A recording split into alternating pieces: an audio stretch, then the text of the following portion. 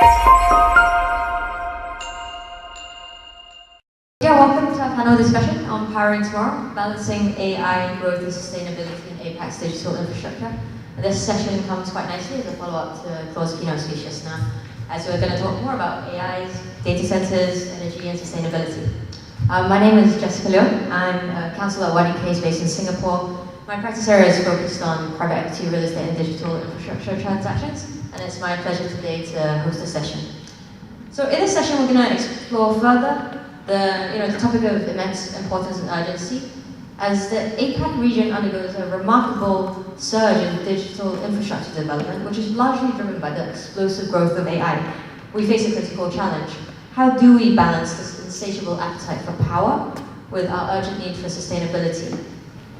This rapid advancement of AI technologies is transforming industries and economies across the globe. However, it is apparent that this progress comes with significant energy demands, raising plenty of concerns about environmental impact and sustainability, as Claude has pointed out just now. So, so this panel, we're going to aim to tackle all of these complex issues and explore viable solutions that we can help us achieve a sustainable and balanced future. And to help us navigate this landscape, we're joined by three distinguished speakers here. Mr. Ken Siah, Head of Market Development, APAC Energy and Location Strategy at Google. Mr. Mahadhir Aziz, Board Member of the JLand Group Unit of Johor Corporation, and also Mr. Kavickumar, who's Cloud ESG Policy and Planning Director at APAC at Microsoft. Unfortunately, Mr. Braham Singh can't join us today. But without further ado, let's dive into this discussion. So to start us off, I'd like to invite the panel to share their thoughts on how might the convergence of climate crisis, energy transition, and economic growth imperatives reshape Asia's approach to infrastructure investment. Maybe, Kavickumar, would you like to start first? Sure, thank you. I think that's been the biggest challenge for all data center operators and hyperscalers like us, right? The triple paradigm of balancing demand, economic growth, and also navigating the climate crisis. And for an organization like us, we have also set ourselves hugely ambitious climate goals and targets that come into play by 2030, right? One of it being carbon negative by 2030, and also 100% using 100% carbon-free electricity by 2030.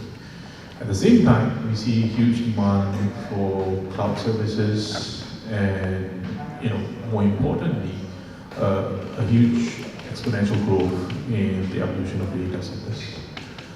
So how we do it is we have this sustainability considerations when we build out our data centers, primarily not just in APAC, but the globe, right? Energy has been an issue for the longest time. Clean energy has been talked about, but I don't think we have made any significant headways. The evolution of data centers has also opened up a myriad of opportunities, right? Without data centers, I don't think there would be an unlocking of enormous amounts of clean energy resources today, right? And today we are even talking about nuclear quite openly as a possible source of clean energy fuel to drive data centers. So the possibilities of data center are vast, right? It's always a paradigm between energy and water. But as a company, we take a lot of efforts in doing due diligence wherever we build out data centers, ensuring that we also involve the community in that process, right? In many of these regions, the engagement does not stop at the creation of the data centers, but goes beyond that, right? And where possible, we look at the data center from an environmental footprint perspective, right? How do we incorporate green innovative solutions? How do we ensure that the data center integrates with the broader community? So some regions, some communities allow us to do that, but not all communities, right? So it's always a challenge for us to balance this triple paradigm that we are trying to tackle as a business and as an industry as well. Thank you. Ken, would you like to add anything to that? Sure, thank you, Jess. And thank you to Tech Capital for organizing this very useful forum for industry to get together. So, economic growth, I think the first thing to acknowledge is that there is no country in Asia that is going to willingly forego economic growth. And economic growth for the foreseeable future is going to be driven by the digital economy and now also by AI. In Southeast Asia alone, the digital economy is estimated to reach $1 trillion in GDP by 2030. It's only going to grow more. And we are really only at the stage of infancy in computing. I feel as if we are at the same stage now today as where aviation was in the 1950s when the jet engine was invented. So aviation had existed as an industry for many decades before, but the jet engine came and it really resulted in a really big uptake, explosion in the aviation industry. And I think we are seeing this inflection point in computing today with AI. So AI is not the beginning of the end for computing, it's just the end of the beginning. And all this AI needs infrastructure. You know, AI does not run on goodwill and hope alone. You need to build data centers to meet the demand from countries, from businesses, from consumers. So you're going to see countries in Asia trying to attract infrastructure investment and the right type of infrastructure investment. And for many of these countries, the right type of infrastructure investment means data centers which are sustainable. You know, as hyperscalers, as Kavickumar has already mentioned, we are striving to create sustainable data centers. And I want to point out that it's not just a good to have for us or a branding issue for us. It is really a business imperative. Over the long run, energy costs more than hardware. Hardware is something that can be commoditized. You know, there's something called Moore's law for processors. We can get better and better at making processors. There is no Moore's law for energy. You know, you cannot get better and better at making the sun shine or making the wind blow. So over the long run, data center operators, it is in their interest to really be very efficient in their operations, to reduce energy use, and also to bring more clean energy into the grid so that the cost of energy is lowered overall. Just as an example, you know, Google, we have in the last year alone enabled about 275 megawatts of new clean energy generation capacity. We've signed over 100 PPAs, power purchase agreements, since 2010, and we expect to be spending billions more on adding more clean energy to the grid. So I think, sorry, this is sum up here. There will be more infrastructure investment. No country is going to follow this. And I think infrastructure investment increasingly is also going to be accompanied by energy investments. Data centers are only going to go to places where energy, and for hyperscale operators like us, where clean energy exists, and where if it doesn't exist in those places, then at least the avenues to allow us to create that clean energy through the size of our demand must exist. Just to add to that, as a footnote to my position at J Corp or Johor Corp, I think the conversation today, at least I just flew in this morning, and I heard quite a fair bit on Johor, Malaysia, and the likes and potential that it provides. But a footnote to that is that up until 2 months ago, I was also the CEO of Malaysia Digital Economy Corporation, an organization and agency that's responsible of putting some of this, I think, logos you see behind me, into Johor, into Malaysia, and the rest of the other parts. So again, when we look at balancing these challenges, as you mentioned, climate change crisis, investments, and economic growth, I would like to just take on that point that no country, again, not only Malaysia, but I think in the majority part of the world, would not say no to actually economic growth.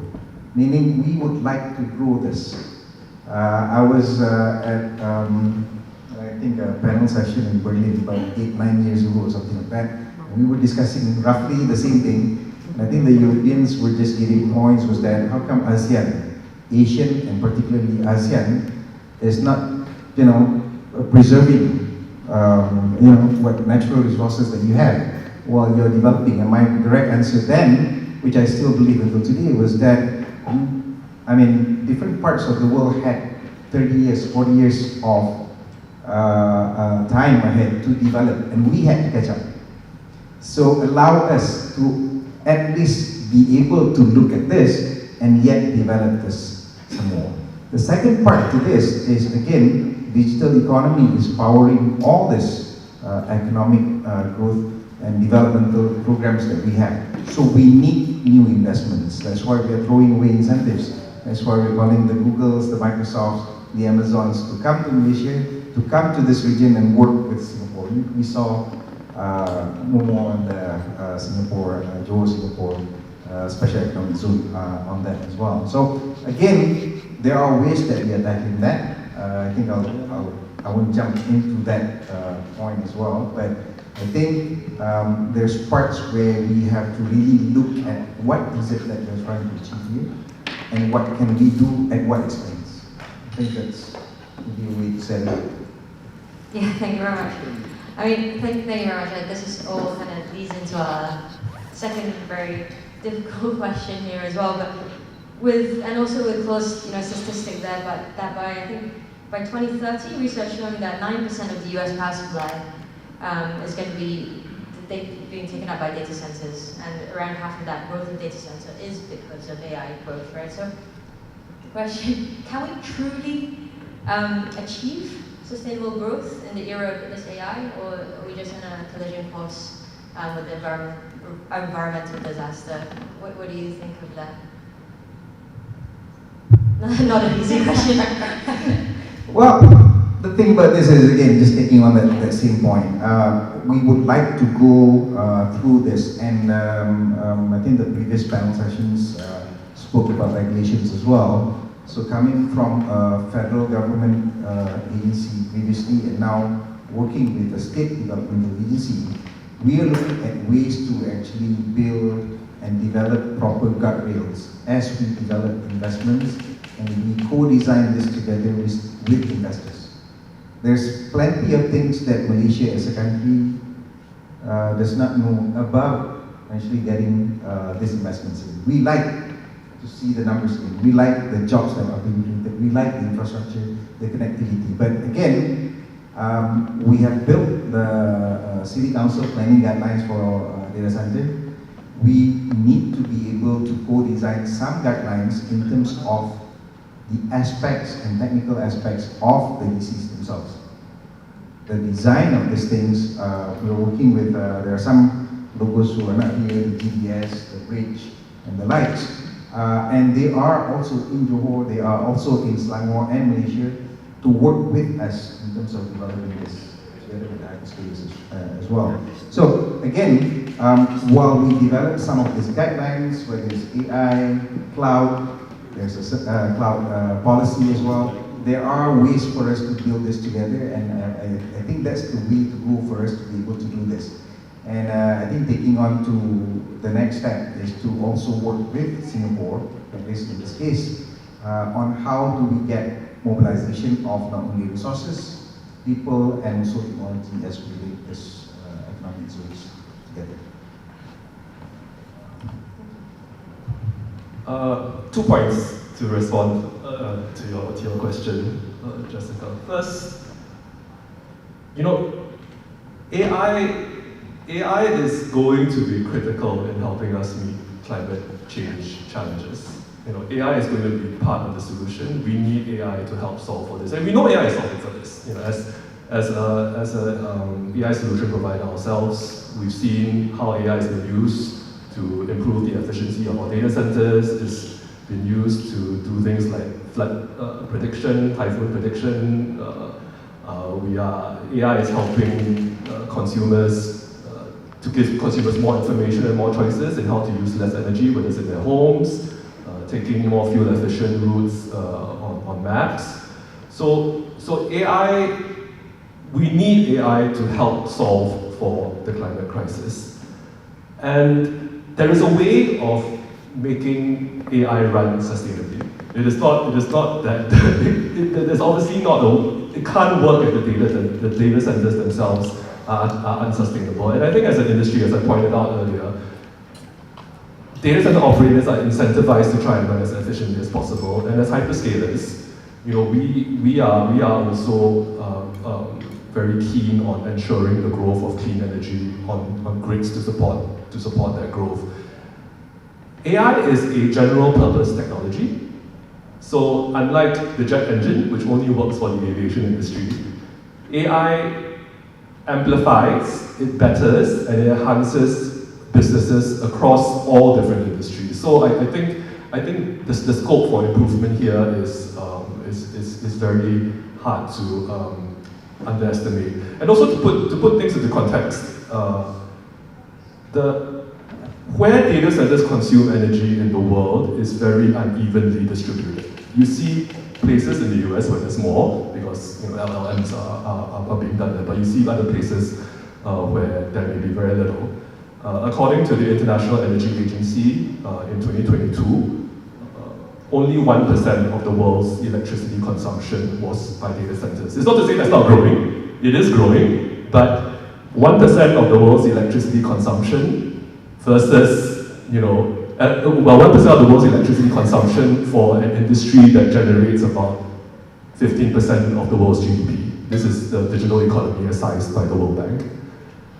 Similarly, we talk about energy, also water. In 2023, Google consumed about 6 billion liters of fresh water in 1 year, which is equivalent to the water used by about 40 golf courses. So again, water for 40 golf courses or water for AI solutions, cloud solutions that could help with climate change and with other environmental problems. And even as we solve for these problems, obviously, we need, as hyperscalers, to lead and to set goals.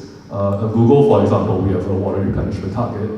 I won't bore you with too many details of our goals. You can read up on it yourselves. But my point again is that AI is going to help us with this, and we need to have AI. It's not something that we're going to follow.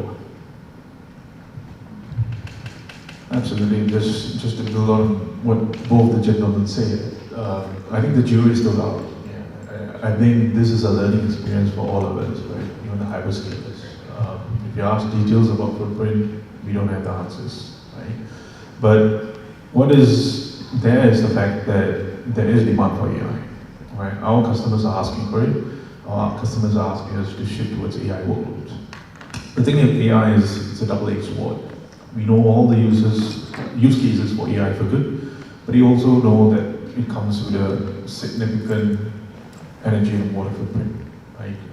And the challenges I shared before is about optimizing that, and I don't think there will be a playbook, because there are a lot of dependencies, right? As Ken shared, dependencies on energy availability, and more importantly, green energy availability of land, availability of fiber connectivity, right? All this has to triangulate, and different regions are at different stages of growth, right? Europe has got very strong regulatory maturity, driving best-in-class practices, whereas in APAC we are playing a bit of catch-up. But we are seeing signs of, the spillover effects, right? What we call the Brussels effects, or whatever is happening in the EU, coming to this part of the world. And I think countries like Singapore, Malaysia have taken steps to sort of push the needle, get the industry to align to best-in-class practices. What we feel is threefold, right? I mean, one with AI is how can we get the chip to be as innovative as possible, which means doing more with less, right? So that's something that we are vested to research and develop on, right? If you can optimize chips, AI chips to do high computing with less optimal energy, that's a given. The other thing is just the energy and water footprint of data centers. How can we continue to optimize that, right? So that is something that we are continually pushing boundaries on, right? Looking at clever, innovative technical solutions. Today we talk about liquid cooling and how we can get water as close to the chip as possible. So that's being looked at. And lastly, it's about the value chain and supply chain, right? How can we create low carbon value chains, right? Which means how can we as hyperscalers signal demand for low carbon materials for data center, right? I give you an example. I mean, recently in Virginia, we are building out a data center made of CLT, cross-laminated timber, right? A wooden structure that would reduce its embodied carbon footprint. So if we can signal demand at scale, that could pivot the equation and shift data center operations to be a bit more carbon optimal and more less carbon intensive, right? But it's a journey. We are still learning, and I think collaboration is key, right? Regulators, stakeholders, trade associations have all got their fair share to contribute to the discussion. And we at Microsoft feel that there are challenges, but also opportunities on the horizon as well for all of us. Yeah, thank you very much. And maybe just to move on to the last topic here, and to kind of follow on from what you were just saying, would you be able to share some examples of successful partnerships between your companies, initiatives between companies, the governments, and other environmental organizations, etc., to tackle this problem? Absolutely. I mean, numerous examples. So, I mean, one of the ones I think I also shared, I saw on the slides that the early presenter was sharing, was also exploring what we call the old philosophy of, carbon-free electricity or hourly energy magic, right? So that was an initiative that we worked with CLP, this region, to do a sort of pilot scale project on how do we do that sort of hourly magic for renewable energy that's coming from them, right? So that's something that, but on a broader scale, we are committed to innovation, right? So we have allocated $1 billion to what we call the Climate Innovation Fund. And with that fund, we are more than happy to invest in startups or any organization that is looking at cutting-edge solutions, right? And one of the recent investments we have made is in Climeworks, which is essentially a company that focuses a lot on the concept of direct air capture, right? So direct air capture is a very interesting sort of approach to decarbonization as well, right? How can you capture carbon directly from the atmosphere? And that is essentially decarbonizing at source in that sense. So these are some of the examples that we do, and we contribute a fair bit to the communities that we build out in. So every time we build out a data centers, we ensure that the community is also empowered, right? So for example, in Singapore, we have collaboration with the Institute of Technical Education, where we use the academy to train data center technicians, right? One of the biggest challenges we find as an organization is the lack of talent in the data center space, right? We're building out data centers in the US, but what I hear from the team that is we don't really have sufficient data center technicians to service the data centers. So that's a huge skill gap, and I think that's the same situation we find ourselves in this part of the world as well. So there's huge impetus on that, and grooming that ecosystem to ensure that there's sufficient talent, and more important, talent to sort of support our AI growth as well, right? So these are some ways that we sort of engage and involve ourselves with the broader ecosystem. Thank you very much. I'd love to hear from Ken and Mahadhir as well. Yeah. So firstly, I think it's really important to work together with governments, and just borrowing from my co-panelist country here, Malaysia. In Malaysia, Google announced its investment in Malaysia recently, and in the government we found a really supportive interlocutor in trying to address our clean energy needs. An interlocutor who was ready to think through what the policy frameworks would be that would allow for clean energy purchasing. But government is not enough. I think within industry as well, industry has a responsibility to come together to innovate on the technical and engineering solutions. And one example of this is something called the Net Zero Innovation Hub that Google and other partners like Danfoss, Schneider, I think Microsoft as well, established in Europe. And their first project was something which the previous keynote speaker spoke about, which was heat reuse. And it's been launched now. So there is waste heat from a Google data center in Finland being pumped into the district heating for free, which means people get heating for free, and the waste heat doesn't go to waste. So it's government and industry collaboration, but also industry to industry innovation and collaboration that I think is going to be key here.